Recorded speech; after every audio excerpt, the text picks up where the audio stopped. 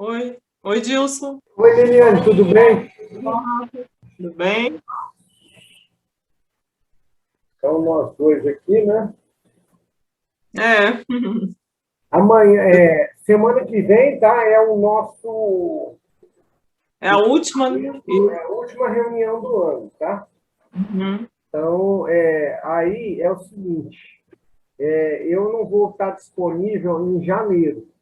Então, se vocês quiserem continuar o estudo em janeiro, eu não vou poder garantir a gravação dele, tá? Então, aí depois Tem vocês... que conversar com o pessoal, né? Oi? Tem que ver com o pessoal, né? O pessoal não entrou ainda? Eu vou só estar te avisando, né? Eu vou Uhum. falar Tá com ele, certo.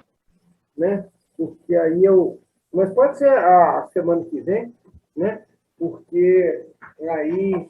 Ou então eu falo agora, né? Porque aí talvez aí alguém vai ter que fazer um outro código do Zoom ou alguma outra coisa, né? Eu vou poder somente a partir do dia. Eu já peguei aqui, ó. Eu vou poder fazer a partir do dia 3 de fevereiro, né? Ah, sim. As gravações aí. Então, se houver por bem aí uma concordância em continuar o estudo aí em janeiro, eu não vou poder participar nem gravar. Uhum.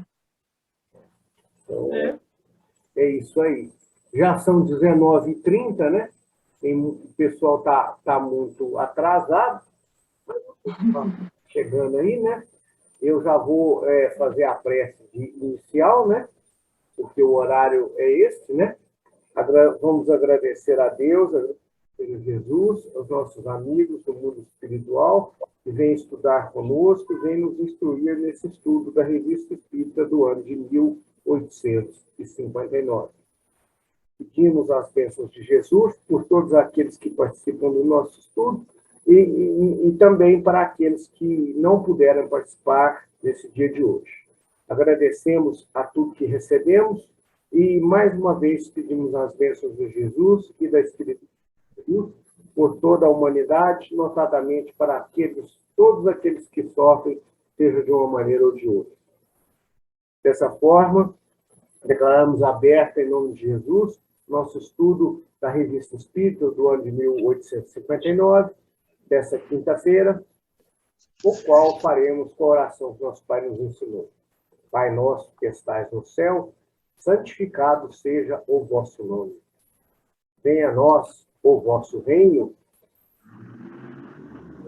e seja feita a sua vontade, assim na terra como ela é feita nos céus. O pão nosso de cada dia, dai-nos hoje, Senhor. Perdoai as nossas ofensas e as nossas dívidas, assim como nós devemos perdoar os nossos devedores e ofensores. E não nos deixeis cair-nos em novas tentações, mas livrai-nos da prática dos futuros hoje e sempre, que assim seja. Boa noite. Boa noite. Boa noite. Eu estava falando aqui para a Liliane hoje, né? Antes do pessoal ir chegando, e o que acontece? A semana que vem é o nosso último estudo deste ano, né? O dia 16, né, de dezembro de 2021. Eu vou estar disponível para participar do estudo e para gravar as reuniões a partir do dia 3 de fevereiro de 2022. Portanto, se o nosso grupo quiser continuar fazendo as reuniões em janeiro, vocês têm que escolher uma outra pessoa para gerar os links e também para gravar essas reuniões, que eu não estarei disponível e não terei disponibilidade. Então, eu estou falando isso agora, né? Se vocês quiserem aí trocar ideias aí, vocês fiquem à vontade, né? E o pessoal toma, se tiver uma decisão por continuar as reuniões no mês de janeiro, né? Que tem que procurar uma pessoa para gravar, né? Ou para gerar esses links aí, né? De Zoom, do Google Meet. Lembrando que o Google Meet não grava, somente o Google Meet pago grava, né? Então, é isso aí, minha gente. Né? Aí, se vocês quiserem discutir isso agora, se quiserem deixar para a próxima reunião, aí eu acho melhor deixar para a próxima reunião, né? E o pessoal vai pensando o que fazer até lá, né? Uma semana é tempo suficiente para trabalhar bem na mente de cada um esse assunto. Então, vamos aqui, né, mais uma vez, solicitar a gentileza da nossa amiga Liliane, para ela recomeçar o estudo na página 101, né, do livro novo, da página 127 do livro da FEB, a pergunta número 7. Eu vou pedir para ela que faça até a 12ª. Então, tá bom, vou pedir para ela fazer até o fim, tá? Aí, se atrapalhar para você, Liliane, você nos comunica, tá bom? E essa na número 7. Número 7. Tá bom.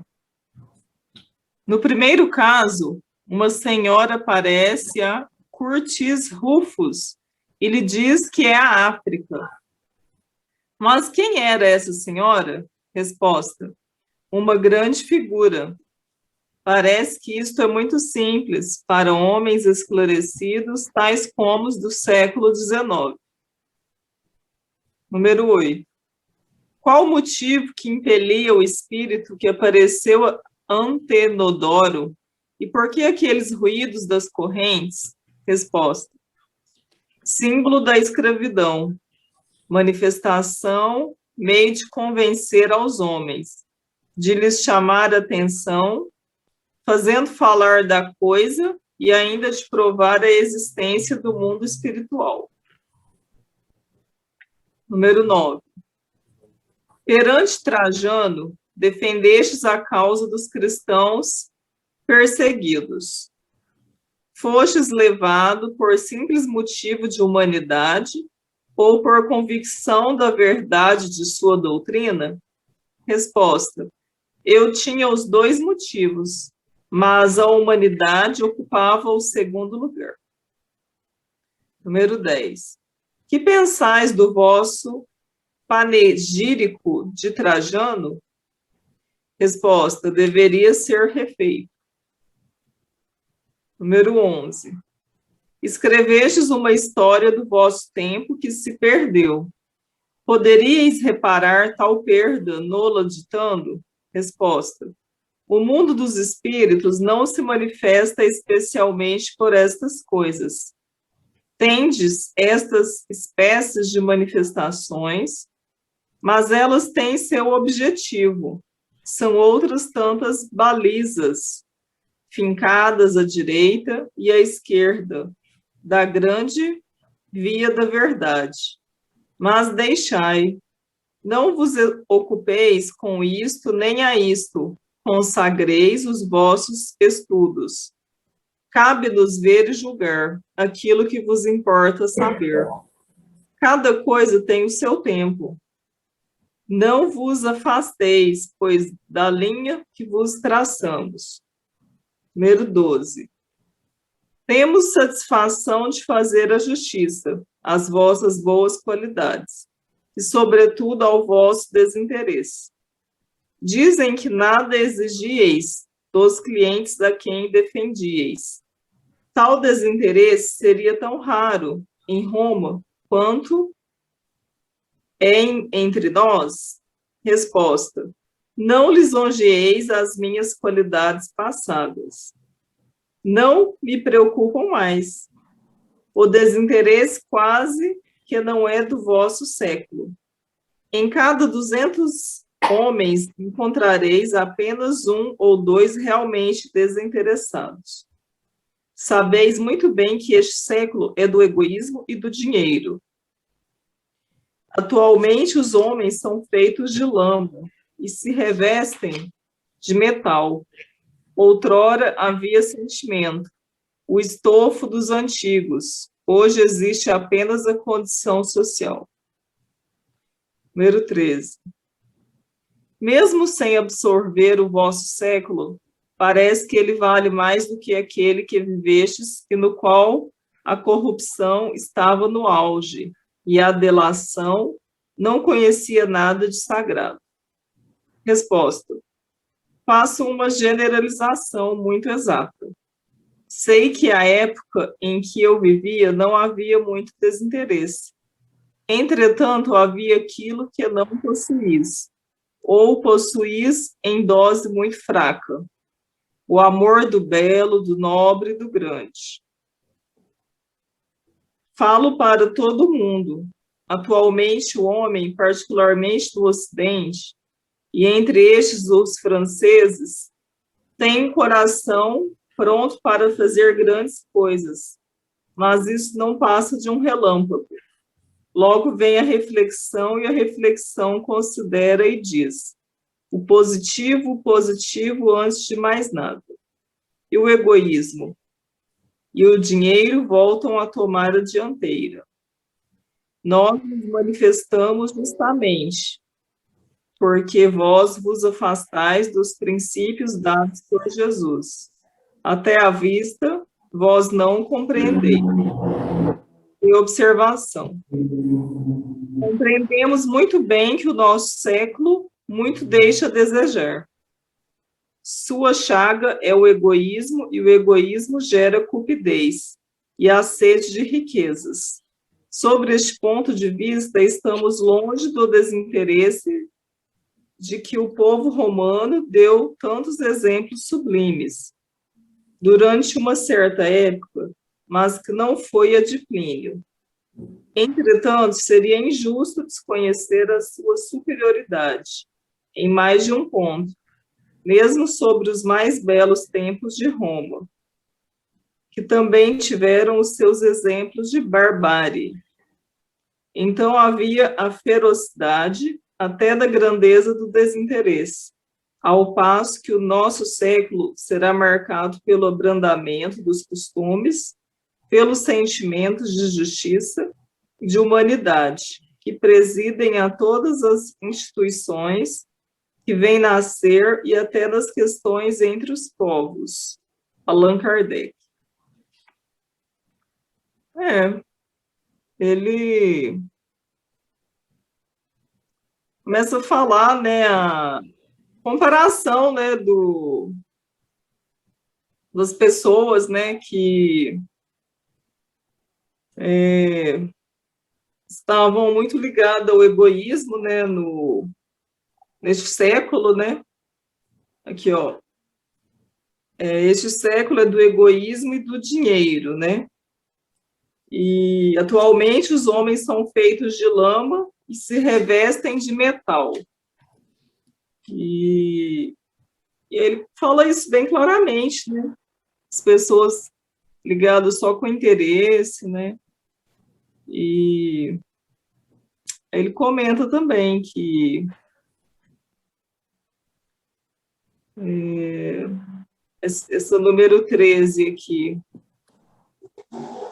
tinha uma dose fraca, né, de o amor do nobre, do grande, se comparando com os franceses, né, tem o coração pronto para fazer grandes coisas. Mas ele deixou bem claro que, se vocês quiserem comentar, fique à vontade, eu achei tranquilo. Bom, eu também, eu só vou fazer um esclarecimento. Panegírico é um discurso de exaltação que uma pessoa faz exaltando as qualidades de outra, tá? Só isso. Uhum. Quer falar alguma coisa, Walter? Está falando, o Plínio tinha muitas virtudes, era um intelectual e tinha muitas virtudes com relação àquela época, né? E ele pregou um pouquinho de evangelho aqui, né? Porque falar de egoísmo, né? De ambição, de corrupção, naquela época, né? Era muito comum o poder E hoje a corrupção é milhares de vezes superior à corrupção daquela época. Hoje a corrupção está em todos os degraus da sociedade. Não é só política, Brasília, não tem nada disso. Naquela época era o poder romano. Roma é que mandava e acabar. Está tudo na mão dela. Então, mostrar um pouquinho de virtude naquela época era muito difícil, Gilson. Eu fico pensando, né? Bons tempos aqueles em que os homens eram feitos de barro, né? Hoje a maioria de nós, os homens, são feitos de outra coisa que é marrom, mas é bem pior que barro, né? Sim, é isso mesmo. Então, bons tempos em que o barro era porque o barro era fazia o caráter dos homens, né? Hoje está bem pior. Mas o que acontece, né? Vamos falar a verdade agora, né? Sem comentário. Mas a corrupção, ela faz parte do homem. Ela vai terminar quando o homem evoluir. Então, nós vamos ter corrupção no mundo de regeneração? Vamos, né? Porque o mundo de regeneração não só tem gente boazinha, ele tem a predominância de gente boa, de espíritos mais evoluídos, né? Mas nós vamos ter corrupção, não vai achar que a Terra vai chegar à regeneração, vai diminuir a corrupção, não. Não, talvez ela vai acabar com a corrupção, perdão, né? É fantasia. Talvez ela com certeza, ela vai diminuir, né?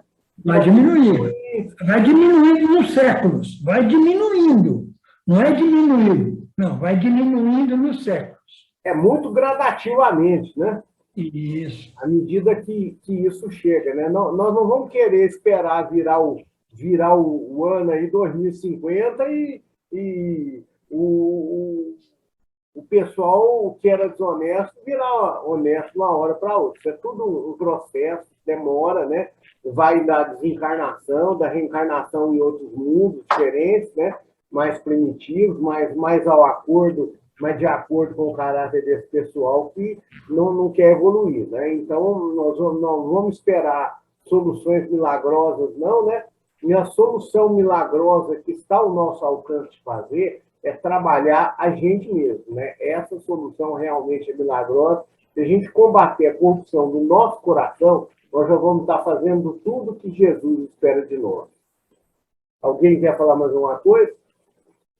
Eu gostei aqui da palavra dele, puxando a orelha aqui. Não lisonjeeis as minhas qualidades passadas. Isso já passou, né?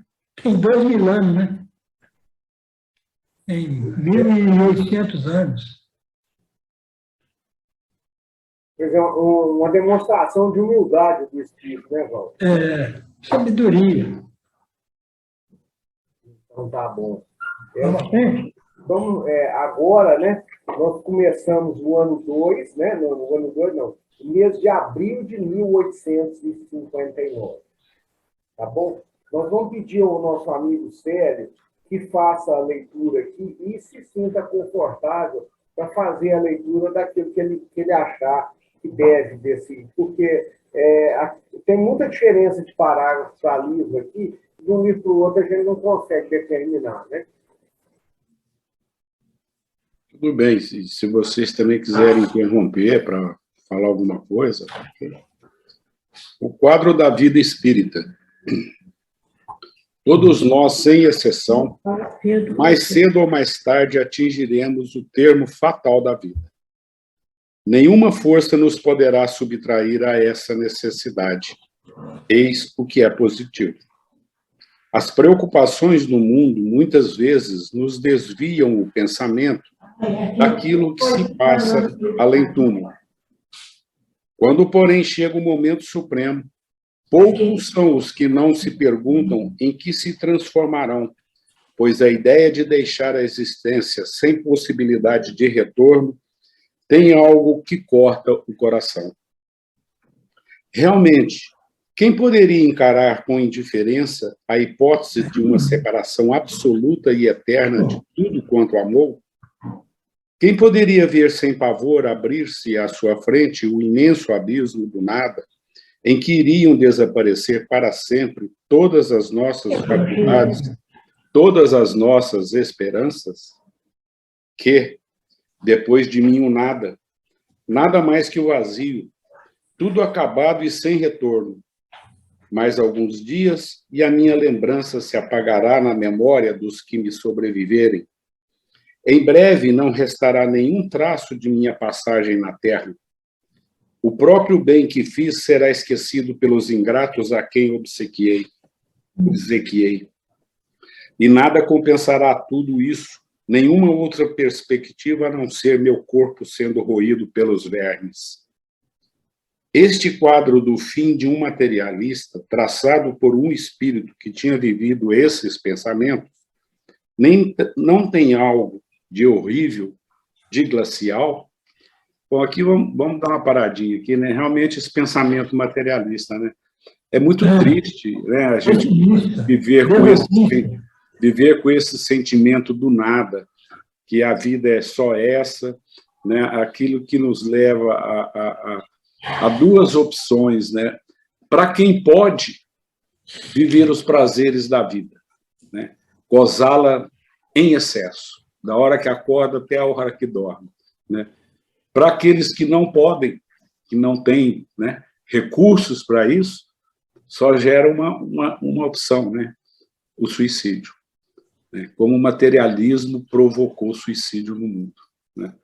Então, é uma questão aqui realmente muito triste pensar desta forma, né? Ensina-nos a religião que não pode ser assim, e a razão nolo confirma. Mas essa existência futura, vaga e indefinida, nada tem que satisfaça o nosso amor do que é positivo. É isso que gera dúvida em muitas pessoas. Consideramos que tenhamos uma alma. Mas o que é a nossa alma? Terá uma forma, uma aparência qualquer? É um ser limitado ou indefinido? Dizem uns que é um sopro de Deus, outros que é uma centelha, outros que é uma parte do grande todo, o princípio da vida e da inteligência. Mas o que significa tudo isso? Disse ainda que é imaterial. Mas uma coisa imaterial não poderia ter propriedades definidas. Para nós, isto nada representa. Ensina-nos ainda a religião que seremos felizes ou infelizes conforme o bem ou o mal que houvermos feito. Mas o que é essa felicidade que nos espera no seio de Deus?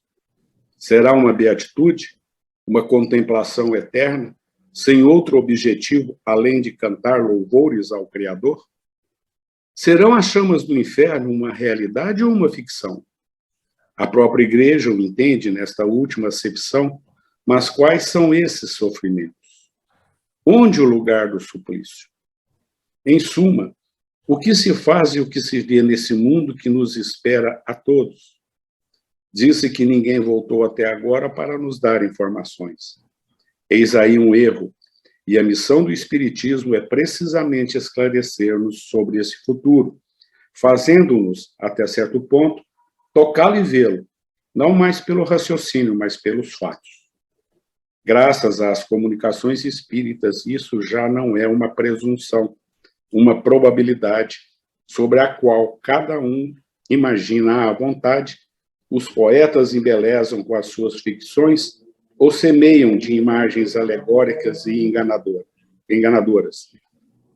É a própria realidade que nos aparece, pois são os próprios seres de além-túmulo que nos vêm descrever a sua situação e dizer-nos o que fazem, permitindo-nos, por assim dizer, assistir a todas as peripécias de sua nova vida e mostrando-nos, desse modo, a sorte inevitável que nos aguarda conforme nossos méritos e deméritos.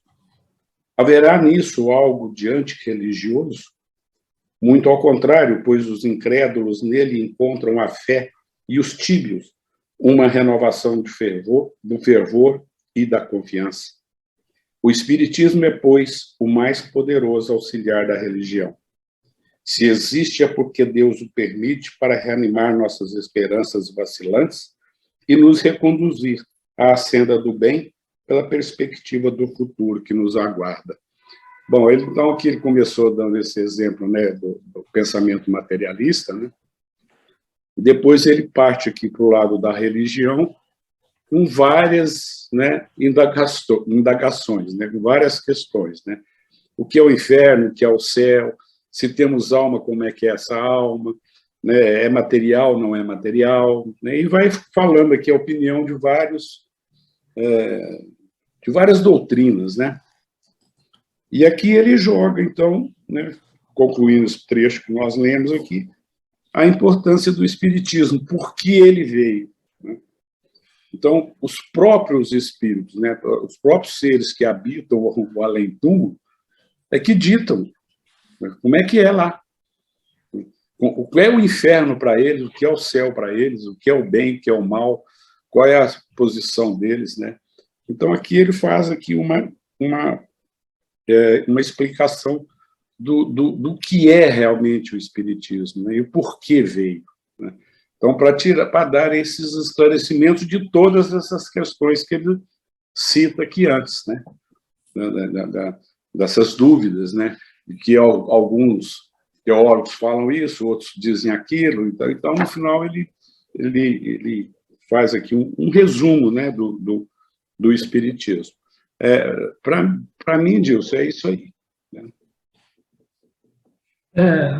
Sério, essa frase deles aqui, ó, ninguém voltou de lá para dizer para nós a verdade, né? Aí Kardec falou, não, o Espiritismo já inaugurou isso aí, né? Aí veio na minha cabeça aqui que eu queria falar isso aí.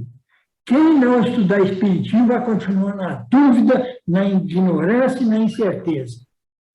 A fé raciocinada, ela é fruto do conhecimento. E o conhecimento é esforço, aprendizado. Ninguém vai sair da fé católica, da dúvida do materialismo, das fantasias das religiões do passado, se não estudar Espiritismo com seriedade, para organizar a fé no seu raciocínio. Não é à toa que Kardec veio primeiro. Se Chico chegasse aqui sem Kardec, seria impossível nós estudar. Seria impossível nós estudar. Não tinha jeito.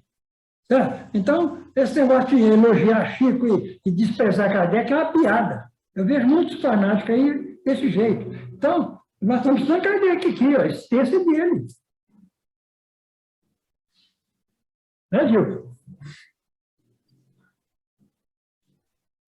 É muito importante, né, a gente ver o didatismo que o Kardec coloca para nós, todo tipo de indagação, né? Isso. Como diz o Walter, isso é uma obra gigante, né? Uma coisa que talvez, se a gente tentasse alinhavar aí e fazer com os meios tecnológicos que a gente tem hoje, a gente não ia conseguir chegar nem aos pés. Então, todo tipo de dúvida que assaltava a humanidade daquela época e que continua a assaltar hoje, né? Que assaltava a mente do religioso, do que tinha fé, né? Porque ele pensava que o que acontece? O progresso dele estava inserido em apenas uma única existência, né? Se ele, então, ele tinha aquele tempo de vida na Terra, 50, 60, 70, 80, 90, sei lá, 100 anos, né? Se fosse assim, para fazer aquilo lá, né? Para ele ir para o paraíso, ele ir para junto de Deus, ou ele ia ser condenado lá ao Tártaro, ao coisa, né? Ao inferno, né? E explicando, né, que já naquele tempo, né, a igreja, né, ela via aquela coisa do inferno, da nação, com um distúrbio psicológico, né? Quer dizer, já existia aquela crença, aquela noção dos espíritos, realmente a crença, né? A verdade é essa, né? Isso não, porque sabe-se muito bem que a igreja tem uma doutrina para dentro e tem uma doutrina para fora. Isso é a verdade dos fatos, né? Então, ela tem uma doutrina para dentro, isso não é nenhuma diferença. Foi assim no tempo dos faraós, foi assim em todos os tipos de religiões organizadas no mundo, né? Existia uma doutrina para dentro e outra doutrina para fora, para aqueles que não poderiam compreender ainda aquela doutrina, né? Agora, o espiritismo, não, ele é democrático, né? O espiritismo não tem parte interna, não tem círculo interior, né? Não tem uma coisa para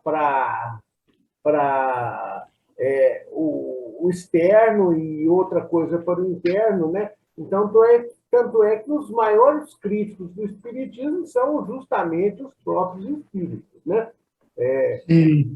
São os maiores críticos do espiritismo. Porque nós estudamos, lemos, né? Ninguém lê espiritismo a não ser os espíritas. Outra coisa que eu gostaria de aproveitar, já que nós estamos aí quase chegando aí ao final do ano, né, o penúltimo estudo nosso, é pegar um ganchinho aí com o que o Walter disse da seriedade do estudo. A gente aproveita que é um vídeo que está sendo gravado, a gente sabe que tem outras pessoas que nos assistem, né? Gente, realmente precisamos saber o que é um estudo sério. O que é um estudo que o Walter está querendo dizer aí com seriedade. Ele é um estudo com disciplina, com metodologia, porque a gente vê aí espíritas estudiosos, mas se julgam estudiosos porque fazem 8, 10 horas de estudo por dia.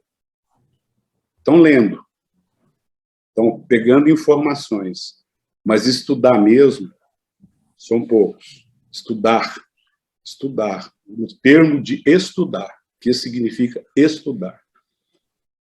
E aí a gente percebe que esses espíritos, em vez de simplificar o espiritismo, complicam. Olha, se é um codificador, codificar é decifrar aquilo que estava oculto, revelar. A pessoa complica em vez de simplificar. Então, nós precisamos fazer uma reflexão, aproveitando aí final de ano, né, todos nós, né, um convite, e o que realmente é um estudo sério. O que é esta seriedade? Estudar com seriedade. Ler 20 livros no ano? Isso é estudo? Ou nós estamos adquirindo informação? E o que nós estamos fazendo, inclusive, com essas informações? Às vezes até nos confundindo, nos complicando. Então, era esse ganchinho aí dessa seriedade do estudo que o Walter... Não é a primeira vez que o Walter fala sobre isso, né, que cita isso, né, seriedade no estudo. A gente já tinha uma ideia, mas a gente lendo Kardec e lendo Emmanuel, a gente vai longe, aí vai longe mesmo. A gente vai pegando aqui, ali, colar e vai organizando no pensamento. Porque a sabedoria de Deus está no universo. Os espíritos... Jesus e os Espíritos estão trazendo isso para nós. Né? Essa sabedoria que está aí. Não é uma sabedoria fora do universo. É a sabedoria que está no universo. Infinita aí, mas está aí. Então, eles estão trazendo para nós. Começou com Jesus, continuou com Kardec, Chico, e outros mais sérios também. Vamos continuar? Lembrando, né, que o que Kardec fez, né, ele sistematizou, ele pegou as coisas que estavam esparsas, com vários tipos de definições, né, criou palavras, criou conceitos, né, deu nome a conceitos que já existiam, mas ninguém denominava, né? Ele tornou o estudo do espiritismo extremamente fácil, né? Ele sistematizou uma didática muito boa, uma didática extremamente lógica, racional. Né? Oi. Eu vou falar. Kardec organizou as ideias espíritas. Exatamente, né? Organizou. É aí que eu estou tentando falar, né? Essa organização, né? Porque nós vemos que tem muitos livros bons de espiritismo. Os livros do Herculano Pires são excelentes, mas o problema é que ele joga o conceito, ele atira para todo lado, né? Então, o que acontece? A pessoa que está iniciando, ela tem uma dificuldade enorme de acompanhar aquela catarata de conceito que ele joga.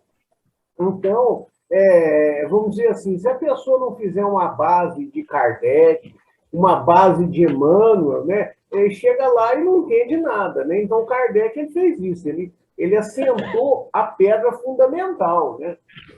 É sobre ela toda que está construída o edifício do Espiritismo. Né? E lembrando que ele fala que não tem nada a ver com ele, né? Ele está sistematizando o que já existia, ele está colocando os conceitos que os espíritos mesmos colocam e por aí vai, né?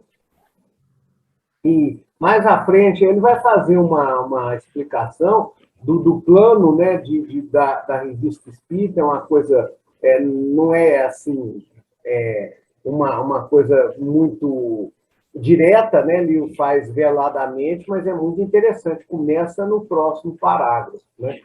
Então, como nós temos 5 minutos e alguns segundos aí, né? Eu vou ler aqui. Então, a hora que eu achar que começa, vai cortar, eu paro, tá bom? As palestras familiares de além-túmulo que publicamos, a descrição que elas encerram da situação dos espíritos que nos falam, revelam-nos as suas penas, suas alegrias e as suas ocupações. São um quadro animado da vida espírita. E na própria variedade dos assuntos, podemos encontrar as analogias que nos interessam. Vamos tentar resumir o seu conjunto. Inicialmente, consideramos a alma ao deixar este mundo e vejamos o que se passa nessa transmigração. Extinguindo-se as forças vitais, o espírito se despreende do corpo, no momento em que cessa a vida orgânica.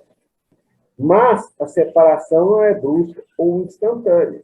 Por vezes, começa antes da cessação completa da vida. Nem sempre é completa no instante da morte.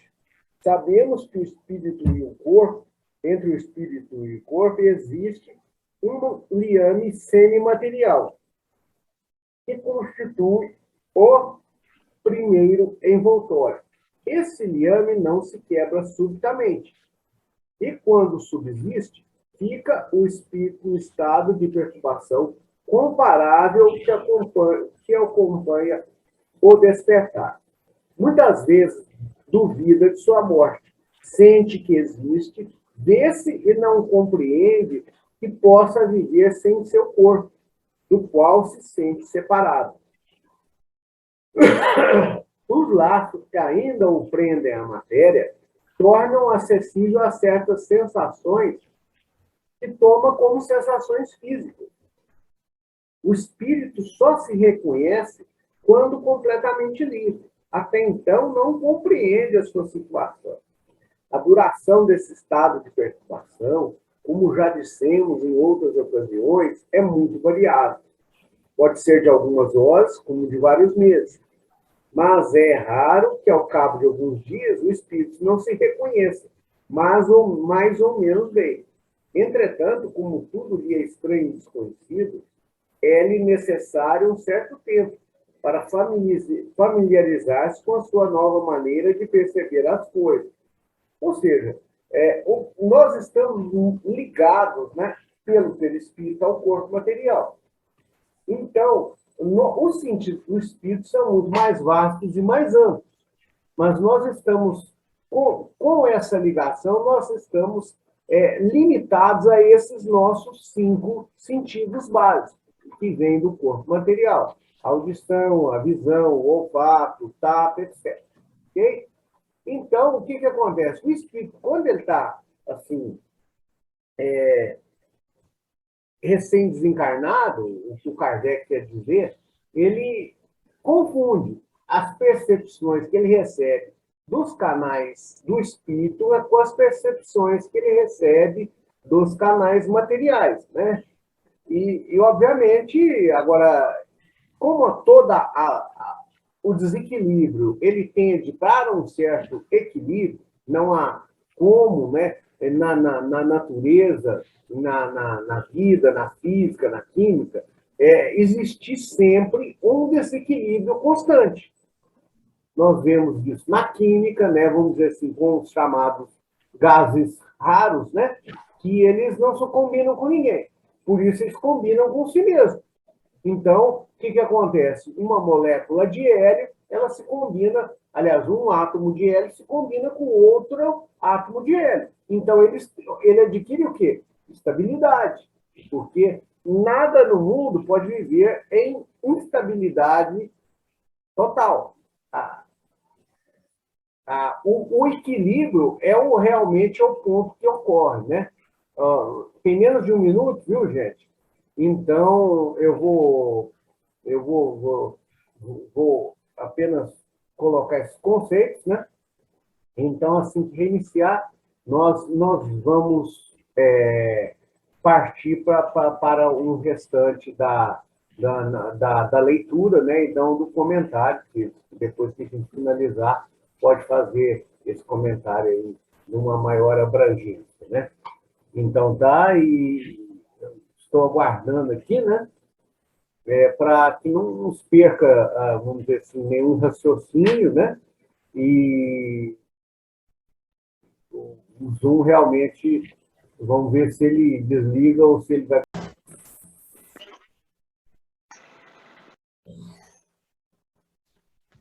Bom, minha gente, já voltamos, né? Já voltamos, aí, estamos aí com 6 pessoas conectadas, estávamos com 9, né? Agora já vem chegando o restante do pessoal, que não teria muito o que esperar, né? Então, continuando esse raciocínio, né? Então, o espírito, como tudo, ele tende ao equilíbrio. O espírito desencarnado, ele está perturbado? Está perturbado. Essa perturbação vai demorar tanto quanto maior, pior é o estado dele. Porém, ele tende ao equilíbrio. Para o bem ou para o mal, ele tende realmente ao equilíbrio. Ele tende a se reconhecer não como espírito, você não se reconhecer como isso, né? Mas ele tende a se reconhecer como ser vivo e pensante, né? E, de fato, não tem como se fugir disso, né? Desde que ele raciocine, né? Então, é o que acontece, né, com o espírito, ele vai chegar num estado de equilíbrio, demore o tanto que demorar. Vamos continuar. Solene é um instante em que um deles vê cessar a sua escravização, pela ruptura dos laços que o prendem ao corpo. Ao entrar no mundo dos espíritos, é acolhido pelos amigos que o vêm receber, como se voltasse de penosa viagem. Se a travessia foi feliz, isto é, se o tempo de exílio foi empregado de maneira proveitosa para si e o elevou na hierarquia do mundo dos espíritos, eles o felicitam. Ali reencontra os conhecidos, mistura-se aos que o amam e com eles simpatizam. E então começa para ele verdadeiramente a sua nova existência. O envoltório semimaterial do espírito constitui uma espécie de corpo de forma definida, limitada e análoga à nossa. Mas esse corpo não tem os nossos órgãos e não pode sentir todas as nossas impressões. Enquanto percebe tudo que percebemos, a luz, os sons, os odores, etc., essas sensações não são menos reais, embora nada tenham de material. Tem até algo mais claro, de mais preciso, de mais sutil, porque lhe chegam sem intermediários, sem passar pela fieira dos órgãos que os embotam. A faculdade de perceber é inerente ao espírito, é um atributo de todo o seu ser. As sensações que o atingem de maneira geral, e não por canais circunscritos. Falando da visão, Dizia-nos um espírito, é uma faculdade do espírito e não do corpo. Vede pelos olhos, mas não é o olho que vê, é o espírito. Né? Vamos falar alguma coisa aí da parte da visão, né? Que é uma coisa que eu entendo. Entendo por ter péssima visão material. Então é o seguinte, como é que eu sinto que uma parte dessa visão está no espírito, que grande parte, aliás, não é uma parte, né? Praticamente toda a parte dessa visão está no espírito. Se eu tampar o meu olho direito, eu não enxergo o corpo com o meu olho esquerdo. Fica tudo, não vamos dizer preto e branco, mas ficam as cores misturadas, entendeu? Não é totalmente a ausência de coisa, vai ficar tudo em tons de cinza, mas as cores são, vamos dizer assim, genéricas, né? Diz que o homem já percebe muito menos cores que as mulheres. Agora, aí eu percebo, assim, com o olho direito tampado, né? Eu percebo quase nenhuma, porque o olho esquerdo não tem capacidade de distinguir essas cores, entre outros defeitos que ele tem, né? Então, quando eu abro o meu olho esquerdo, o olho direito, quando eu abro meu olho direito, o olho esquerdo passa a enxergar cores. Por quê? Ele começa a enxergar a cor? Não. Ele vê, né, as cores que o olho direito vê, ele passa a aceitar também como, quer dizer, ele coloriza a vista esquerda. Né? É um mecanismo do espírito, não tem como ser um mecanismo do corpo, porque o olho é como se fosse uma câmera. Se a câmera é monocromática, né? Ela percebe tons de cinza, ela não pode ser colorida, né? Perceber aqueles tons ali que vão do infravermelho ao ultravioleta. Então, o que acontece? Se você tem então, essa percepção tem que vir de algum lugar. Ela não pode ser... Ela entra pelo olho, mas como é que um joga para o outro? Como é que o cérebro vai entender que uma cor é uma e que a mesma cor está ali, né? Isso aí é uma coisa que é feita por espírito. Não tem outra maneira de se explicar esse tipo de coisa, né? Então, é apenas uma analogia que eu faço com um problema particular meu, né?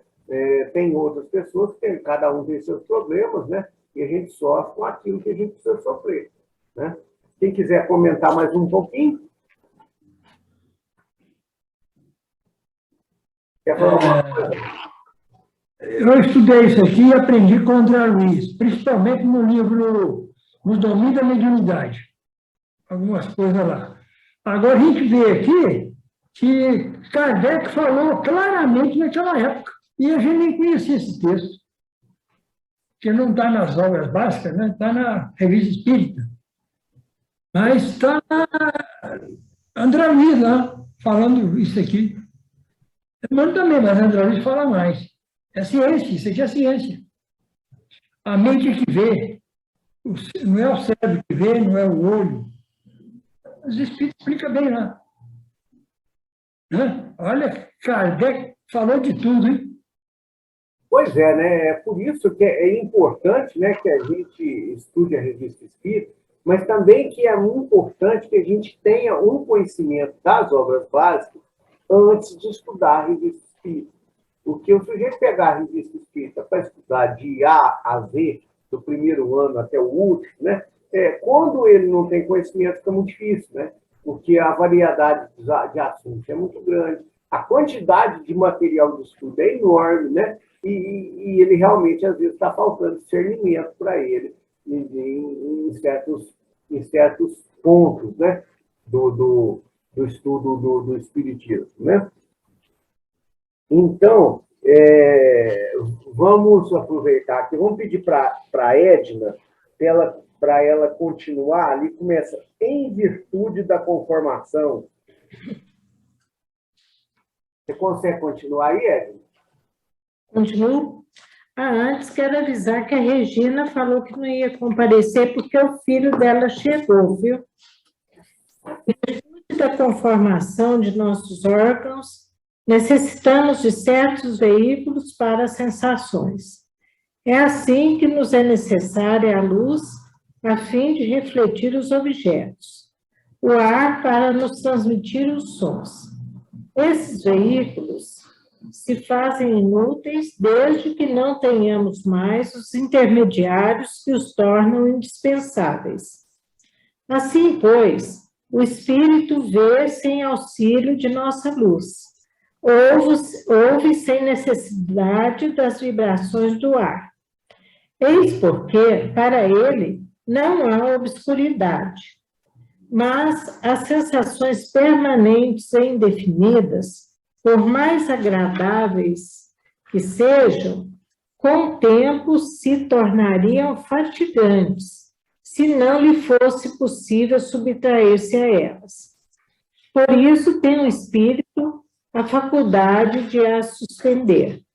À vontade, ele pode deixar de ver, de ouvir, de sentir tais ou quais coisas e, consequentemente, não ver, não ouvir, não sentir, senão aquilo que queira. Essa faculdade está na razão de sua superioridade, porque há coisas que os espíritos inferiores não podem evitar, pelo que a sua situação se torna penosa. A princípio, o espírito não compreende essa nova maneira de sentir, da qual só aos poucos se dá conta. Aqueles cuja inteligência é ainda muito atrasada não a compreendem absolutamente e sentiriam muita dificuldade em exprimi-la, exatamente como entre nós os ignorantes vêm e se movem, sem saber como nem porquê.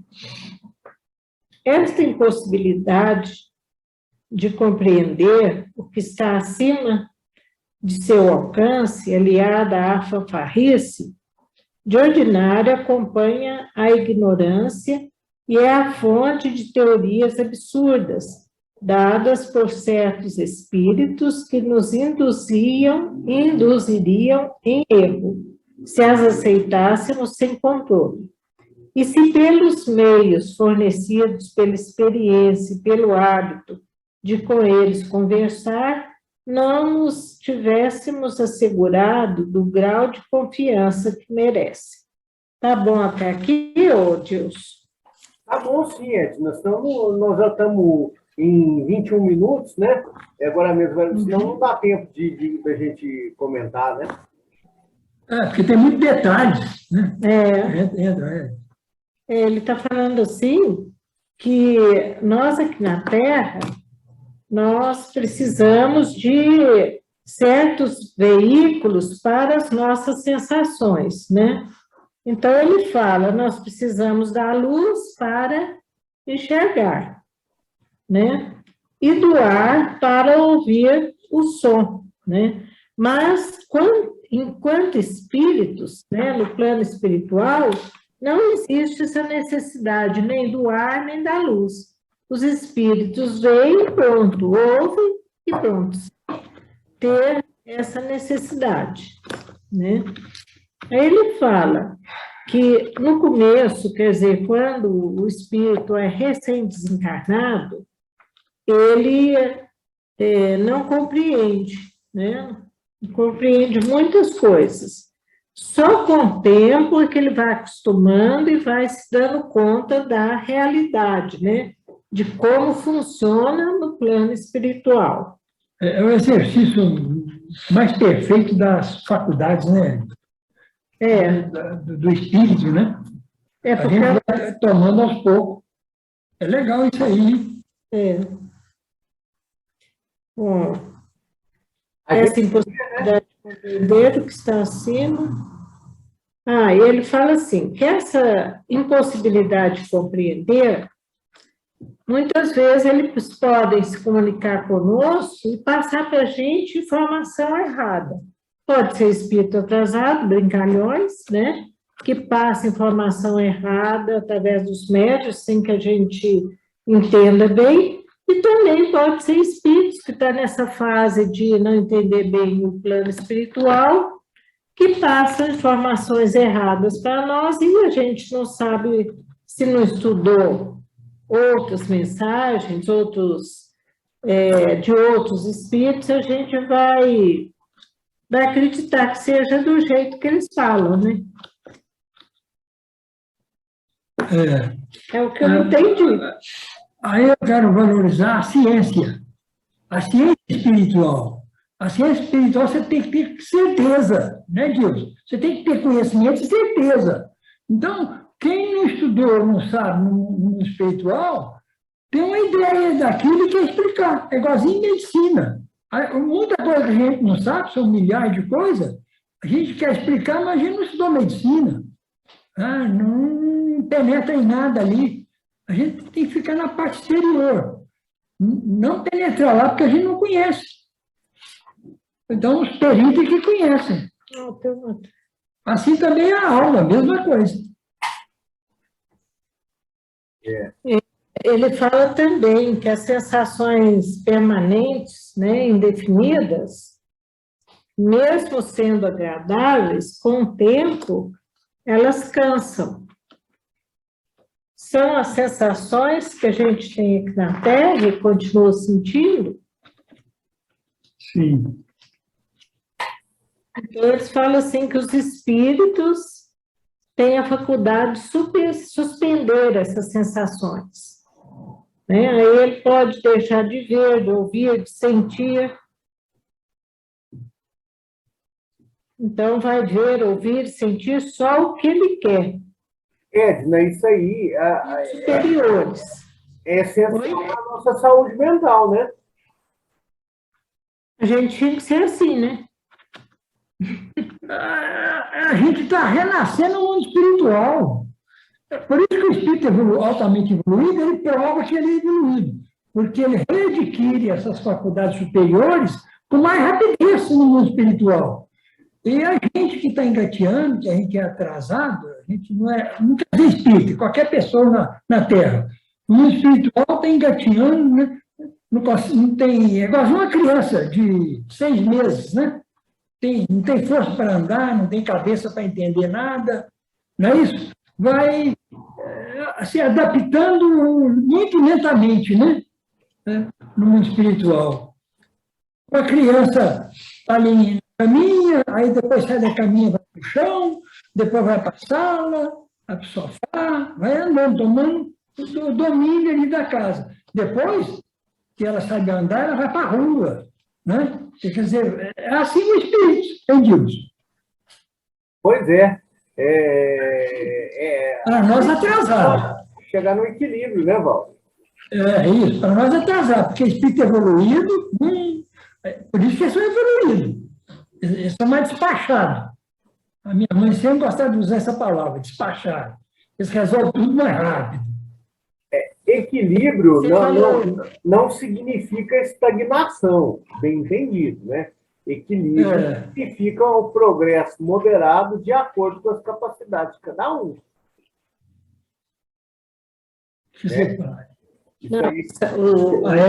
O Deus falou sobre na saúde mental, aí seria isso, deixar de ver, de ouvir, de sentir aquilo que não faz bem, né?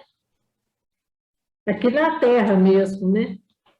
Olha, aqui nós já estamos limitados pelos sentidos, né, Edna? Vamos dizer assim, se alguém tem um pensamento desairoso a nosso respeito, via de regra, frequentemente, na maioria das vezes, a gente não percebe, né?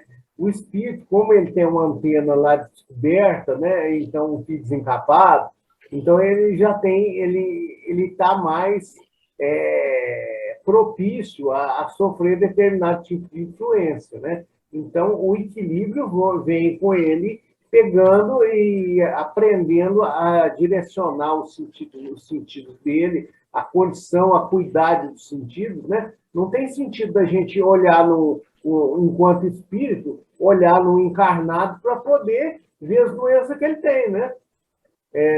Se não houver uma necessidade, para que fazer isso, né? Ninguém quer ver a parte ruim, né? Ficar julgando as pessoas, né? Pelo que aquilo que elas carregam no corpo material, né? Vamos lembrar que o André Luiz, quando ele precisou ver certas coisas no corpo dos encarnados, né? Ele recebeu passos que colocavam ele em condição dessa percepção, né? Por quê? Porque ele já estava intuitivamente cortando esse tipo de percepção, que é uma percepção que não ajuda, e aquilo que não ajuda confunde, né? Então, nós temos que pensar nisso, né? O equilíbrio é a gente buscar aquele conhecimento quando nós necessitamos, e não buscar apenas porque a gente quer conhecer, né? Que é coisa de criança, né? É isso. Vamos perguntar para o Sérgio se ele quer fazer alguma colocação, Sérgio? Gilson, nenhuma. Está muito bem colocado aí, foi muito bem explicado aí. Tranquilo. Então, só para deixar registrado, né, para alguma pessoa que eventualmente nos siga no YouTube, nós falamos na página 106 do livro novo, e ele está, os parágrafos que iniciam nessa página, ele é o terceiro parágrafo. Sensações agora. Né? Então, vamos pedir para a nossa amiga Ivonete, para ela fazer a prece de encerramento para nós, por gentileza.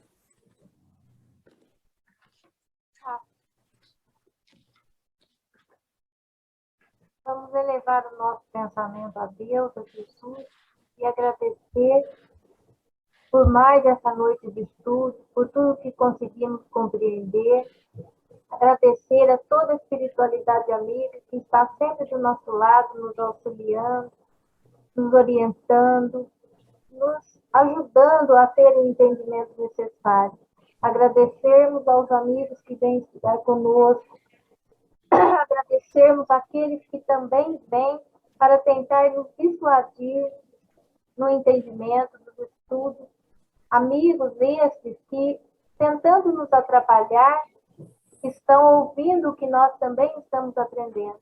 E temos esperança de que esses ensinamentos que estamos tendo, eles consigam também se melhorarem. E vamos dar por encerrado o estudo da noite de hoje, agradecendo sempre por tudo que o nosso Pai nos permite viver, aprender e presenciar. Porque talvez nem merecemos o que estamos tendo de bom aqui no planeta Terra. Vamos dar por encerrado o estudo da noite de hoje. Que a paz do Senhor esteja em cada um de nós, guiando, protegendo, orientando, trazendo esperança, nos fazendo ver que amanhã será outro dia e tudo pode melhorar, dependendo de cada um de nós. Que assim seja. Que assim seja. Gente, tchau. Tá? Até dia 16 de dezembro. Espero ver vocês até lá. Jesus nos abençoe a todos. Né? Tchau, pessoal. Com Deus. Tchau. Deus. Terezinha. Oi, Terezinha. Ela estava caladinha?